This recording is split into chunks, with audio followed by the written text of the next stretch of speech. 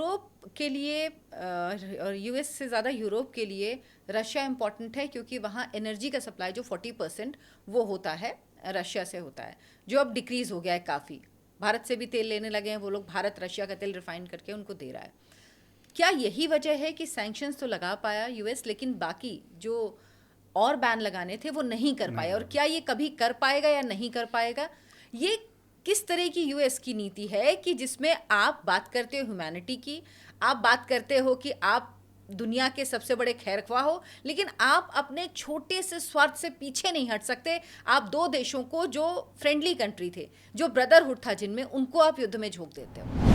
यही नीति रही है कि आप आपस में एक बहुत बड़ा इकोसिस्टम है जो चाहता है कि दुनिया में पीस नहीं रहे। क्योंकि अगर आप देखें, अगर वॉर हो रही है दो देशों के बीच में, तो कितना रेवेन्यू जनरेट होता है उस कंट्री के लिए। उस कंट्री में आर्म्स प्रोड्यूस होंगे, उसमें टैंक्स बन रहे हैं, उसमें एयरक्राफ्ट बन रहे हैं, उसमें गन्स बन रहे हैं, उसमें मिसाइल्स बन रही हैं, उसमें आर्टिलरी शेल्स बन रहे हैं, उसमें व्हीकल्स बन रही हैं, उसमें आर्मर्ड पर्सनल व्हीकल बन रहे हैं, उसमें गन्स एमुनिशन बन रहा है। तो इससे आयरन की रिक्वायरमेंट रहेगी, railways will move, surface transport will move, industry will work, spare parts will manufacture. So many countries use war as a medium to grow their economy. And अगर हर तरफ शांति रहेगी तो फिर कई लोगों जो को हथियारों का जो हाँ, व्यापार है वो कैसे व्यापार चले? कैसे चलेगा। तो एक तो ये कारण है। दूसरा ये कारण है कि जो वेस्ट में यूक्रेन के जो लोग रहते हैं, they are largely influenced by the western way of life. उनको लगता है कि जो रशियन वे ऑफ लाइफ है वो काफ़ी बैकवर्ड है, प्रिमिटिव है। एंड लेटली अगर आप पढ़ रहे हो तो यूक्रेन में एक वर्टिकल सेक्शन है, they have refused to accept the church of Russia, which was common between the two countries. So there was one religious binding also between the two countries. वो भी अब यूक्रेन ने बोला कि हमें मंजूर नहीं है। तो कीव थोड़ा सेंटर और नॉर्थ में है यूक्रेन के, बट जो लड़ाई चल रही है वो डोंस करके एक एरिया है राइट साइड में, वहाँ पे बहुत घमासान लड़ाई चल रही है, जो कि करीब 18 से 20% इलाका पूरे ईस्टर्न यूक्रेन का ऑलरेडी रशिया ने कब्जा कर लिया।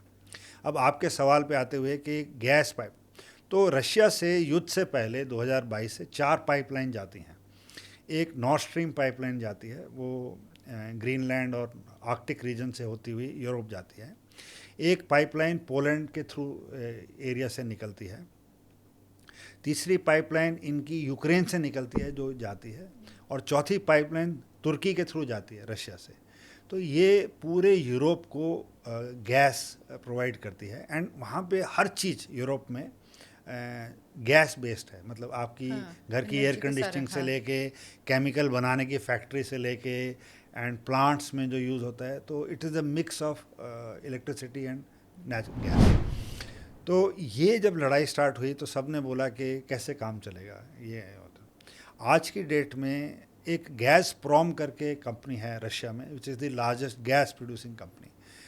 उसके साथ जो वहाँ की प्राइवेट कंपनियाँ हैं, they have started to do well. तो गैस प्रॉम जो 40% प्रोवाइड करता था वो आज 15% दे रहा है यूरोप को।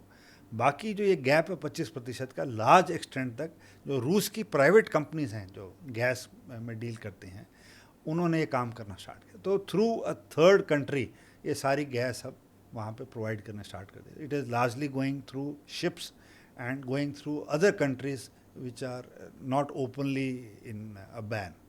सो अभी भी यूरोप डिपेंडेंट है बहुत हद